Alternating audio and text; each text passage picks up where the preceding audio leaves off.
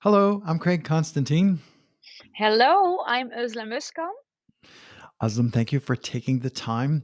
This is one of the few spots where y'all probably wish I had the video on because she's sitting on her balcony in Turkey and she's sitting in front of a sliding glass door. So she's torturing me. The sliding glass door reflection has like trees blowing in the breeze and the sun is setting. And I'm like, oh, right. I was supposed to be talking. I'm like staring off at the sunset.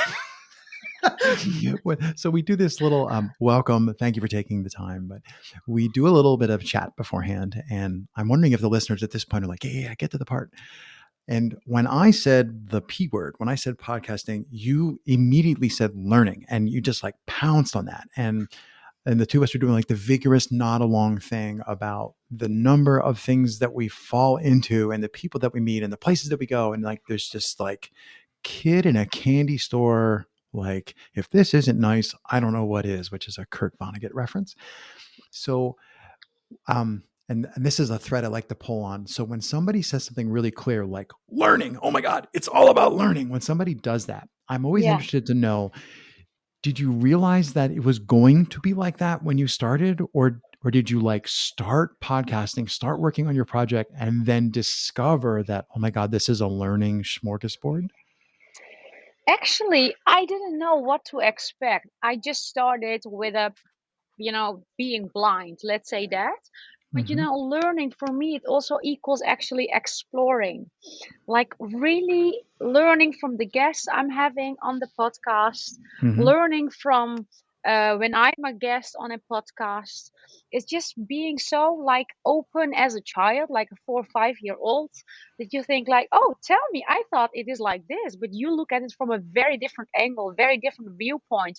I really realized the value of it, and then the more I learned, and the more I want to learn, and the more it makes me feel like I don't know anything. Nothing. Beginner's mindset. I read an article recently that put it beautifully, and I'm sure this isn't an original idea, but it said that basically three ideas, which is simplicity, and then complexity, and then informed simplicity.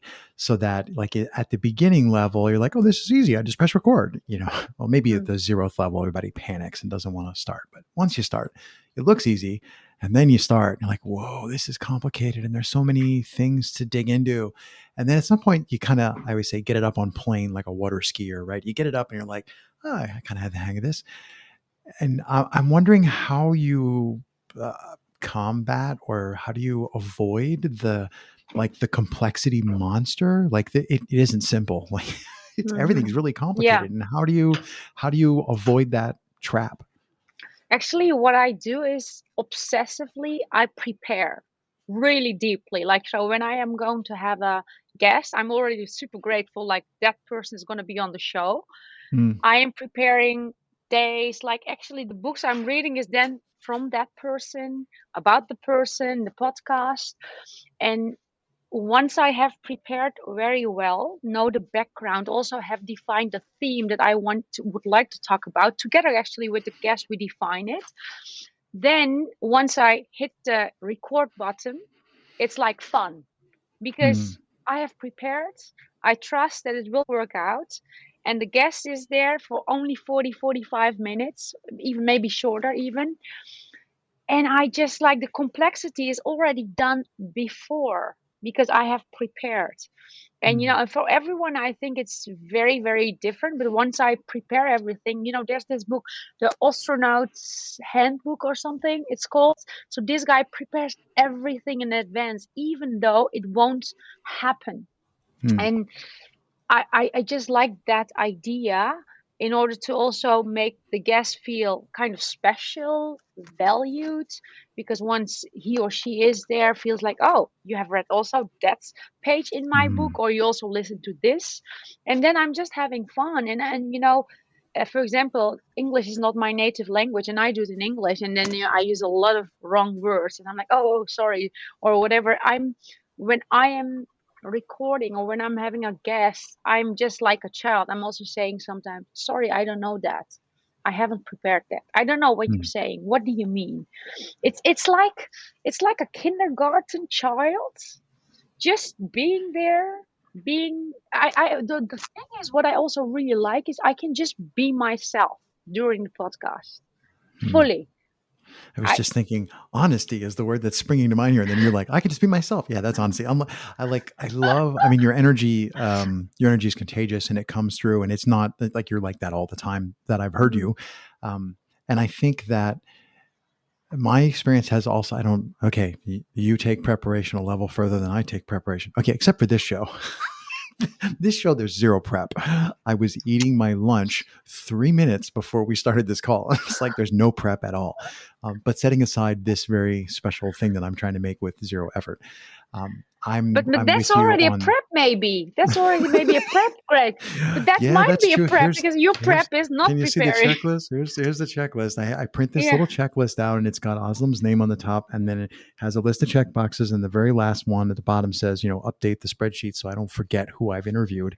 And then the previous one before you, I just threw this on the floor, and it's only half marked off. I could do the other steps yet. So yeah, you do make a good point about maybe I prepared more than I think I prepared. Um, but I interrupted you. You were talking about honesty, and I love the kindergarten metaphor. Like, everything here has soft corners.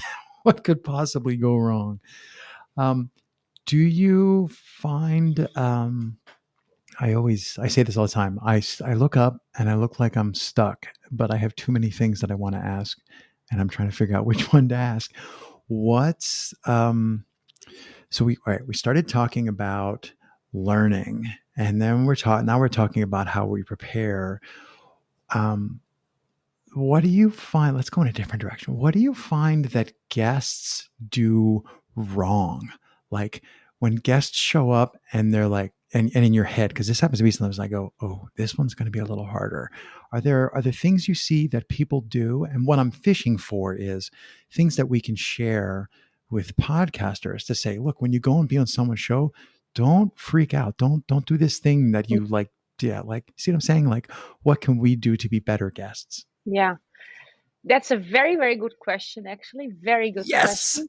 Sorry. I think, you know, what guests do wrong is at the same time coming from a very supportive side. Because it also depends of the guest. Some guests have been 1,000 times on a show, so they Yeah. know actually they are just record, they are just ready to go. But some guests have been the first time on a podcast, or maybe second, third, fourth, whatever, but they all want to help. That's is Mm, really all my guests. We have already done 40 episodes. They want to help. They really want to level up the podcast, and they want to give to the audience. But they have an idea of how can I give the best. And when they do that, sometimes they overdo it. mm, Overdo, like, shall I say this or shall I say that? And they kind of get lost of, I don't want to say authenticity, but while they think I want to help, it is like this. Look, if you really like someone, you are, you can just be yourself, like, right? And if this person likes you, he likes you or not. But if you overdo it, like, he needs to like me, and I should do right. this, I should do say this, then the person feels it's not authentic. He also feels like, what's happening here? You're kind of overdoing it. Right. And that is, I think, it's not really wrong, but it's coming also from a side of, like, you really want to help the person, or and then it's sometimes overdoing it, sometimes Mm, trying to find the right words, and I'm like, I don't care, just make the mistakes, say something wrong. Because what I actually especially want to show with the bridging podcast is that people are human human beings. We are made to make mistakes and yeah, we're actually fuzzy. see Right. exactly, and see. Do you hear the azan, by I, the way? I, This is I do, so but it's funny. fine. I actually live in the Netherlands. I'm in Turkey now, and the azan is nice. Yeah, So remember, we could. everybody, I'm staring at the sunset, and she's sitting on her patio, and I'm like, Do you nice. want me to continue? Because it will Yes, yes, just please, continue. please keep going. So I think that's um, making the guest at ease, and also Mm, not telling that much, just talking as friends about that topic. is the best, but they sometimes overdo it. Mm. And as I overdid it, and maybe sometimes I still overdo things, in my podcast. Yeah, I would agree with you 100% about. I haven't. I'm hesitant to say this because I don't want to jinx it, but I haven't had a guest show up yet who wasn't in the mindset of wanting to help. I agree with you completely, and I think that maybe podcasters, it's even worse is the wrong word, but maybe it's even worse because we know how hard the other podcaster is working, even if they're new and they haven't, oh, you haven't found all the problems yet. But even if they're new, we know, okay, that host is really working hard. So then we like want to double down and we want to like, well, but I can really help. So I'm going to, do the best I can. And you're right, that the authenticity is the magic. So Yeah, when you're able to capture a recording where it's clear that the people on the recording are authentic, that's when the magic happens. It's not right. I often say I will do anything, including considering buying furniture in a rented apartment because I needed a table. I will do anything that I can before I press record to make the best thing. And so then when I'm a guest, I'm like, well, what can I possibly do from this side? And I have found that, I can't say no, never, but it's very rare that I encounter someone who literally just walks up and doesn't just, like, once they relax, like as you said, once they relax, yeah. and once they're honest or authentic, then it's just like, oh look, it's two people talking. This isn't new. This is the thing we've all been doing for hundreds of thousands of years. What I also realized actually, Greg, is if you have a 40-minute show, it's good. Usually the first 10 minutes, it's a little bit like forced, Mm. the chat and all. And then the guest starts getting into the whole feel. Mm. And then it starts. And what that I realize it's after the 15th episode. And what I usually do is before I start with the guest, I put some music on, like let's just Mm. dance or do something and just get in the mode and feel. And then, okay, hit record, let's start. Welcome, Greg Constantine. I hope I Mm. say your name right. Yes. Now, there's some debate about what my last name even should be, but anyway, it was like meta, right? You said 10 minutes, and I looked at there's a timer running on the corner of my screen, and we were like at 11 minutes and 59 seconds, and we're clearly, although you and I was pretty much 0 to 60, we didn't spend a lot of time getting up to speed, but there is a method to some of my madness, and the reason this show is about 20 minutes is because 10 minutes in, it's like things are really getting good, and then I kind of wondered, could I make a podcast where I stop when it's still really good? And I'm like, well, yeah, you can, but you have to stop really abruptly at 20 minutes or so. And I really think it's like it renews my faith in people. Every time I have a Mm, great conversation with someone, yes, you're like, I don't yes, know where this is going, but like, that yes. was awesome. And if that was awesome, why couldn't those two random people over there have an awesome conversation, Yeah. or those? So I think that um, It conversation actually is the key. actually also, having the podcast, it also made me more practice in the real world to be just myself.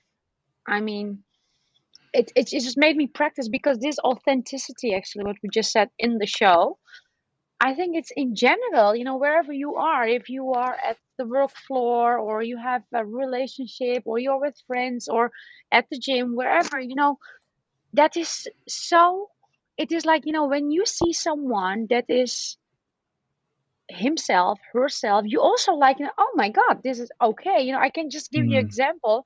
I did a scuba diving course here and I went 18 meters down. I was really in panic and then we had to go slowly up. And then I come up, I take off the mask and I have a runny nose, but I don't even realize. And then I'm just like, I'm panic, I'm panic. And then the instructor says like, hey, you have a runny nose. Just can you just blow it? And I was like, I'm so sorry. He said like, listen, every human being has that. Yes. And you because the feel of getting disapproval of from someone or seeking for approval. And in the show, I feel like we are in a safe space Space. that people can be themselves. And I hope actually that I create that for my guests. Yeah, I mean, I hope they feel that, but I feel it with my guests myself. Yeah, I think it's yeah, also yes, scuba diving, runny nose. Yep. Um but I think you're right about it's really hard to fake um, being on the same wavelength with someone. And it never ceases to amaze me how well it works, even over crappy video calls. Like, Yeah, we're using Zencaster, so the audio will come out as good as possible. Whatever our gear is, that's what we get when we're done. But we're communicating through a video call. So some of them on there's like a delay lag, or the video will down sample and get real fuzzy, and all of a sudden you're like talking to a robot or whatever. And I think it's just neat how each of us can listen through that. After about 10 minutes we can listen right through all that stuff, and there's a very small amount of like conceptual bandwidth that's really needed to keep the conversation going. People can still hear and I think that's partly audio. I think yeah, we as humans are just so used to listening that we really pick up on little cues. um, the sunset is still yes. distracting. I'm sorry. Do you want to I'm like do I'm you want to gazing out the see window. it again? It's No, now it's don't that. turn it around. We started just like, here, look at them. Like, oh, don't make you do that. I want to have a podcast recording. I'm staring at the sunset. Mm, I was just I mentioned before I was at the beach. Oh, it was yeah. so nice. And I got there early enough that I went to the beach for a couple hours. It was like a 4 hour drive. I went out on the beach for a couple hours and just like sat there like, oh, this is nice. And okay, sun's getting low. I had to go back and like cook my dinner. And then it got dark, and then I got up in the middle of the night, like midnight, and went back to the beach again. It was like 40 yards. It's super close. So, um, I and actually then want to say something about the audio thing. Is go, it go, go, okay, go. Greg? You know Yeah. what you said, like that we can see through the audio actually, that we can really listen to the person. I think in general in life, either you do make a show, a podcast, or whatever you do, really, when you are with a person at work, friends, family member, whatever, really, if you can see through even what the person says, you will see Mm, actually the authentic person. Because whenever a person says something to you which might not which you might not like, that person might say it out of fear, out of maybe insecurity or something. But when we really see through that, then we can start showing compassion, showing love, unconditional. I'm not talking about a romantic love or something, but I think it's a very important thing in the life now, when there's a huge technology, social media, this and that. But when we are present in physical or video life, like what mm, we are, when we say things to each other, it's only a sentence. But that mm, person is much more than that sentence. There is this authentic being, which is what I believe also part of the whole universe, which is only one. We are all one. The universe would not exist without you, but it wouldn't exist also without me, without your eye, without your hair. Just wanted to say, side switch to no, that's something awesome. else. No, it's awesome. Sometimes I say, I'm going to just press stop. Like when someone says something like when you, as you just did, when someone says something really awesome, I often think I should just hit the stop button. Like, there's no need for me to say anything else. I think that talking about, I sometimes I wonder how many podcasters realize that what you're developing with the podcasters themselves, what you're developing is compassion, and you're using empathy. And to be a really good podcaster, assuming you have other guests on the show, to be a really good podcaster, you have to develop that skill of empathy, and you have to figure out how to deploy compassion. I think it was pretty sure it was the Dalai Lama said it. If you if you want to be if you want to make other people happy, practice compassion. And if Hmm. you want to be happy, practice compassion. And I Yeah, thought that was yeah, a really exactly. like compassion is Yeah. key. Yeah, and also, like, really listening. I think listening is so important, because if you would say something, I would like, I get it, but I might Hmm. get it with my reference point, with the view I see the world. But where do you really come from with that story? I mean, if you really listen, ask questions without making any conclusions, Just observing your thoughts. What do you say? Oh, hey, I've never looked at it this way. It you it's so you are really expanding. I'm expanding my consciousness, I believe, by making the show. Hmm. Aslam, I think that's a great place to stop. Thank you so much for Stop. sharing. Stop. Thank you for sharing your perspective and for taking the time out of your day to hop on a call and record with me. Yeah, thank you so much, Greg. I really enjoyed being on your show, and I hope the listener will also enjoy this conversation.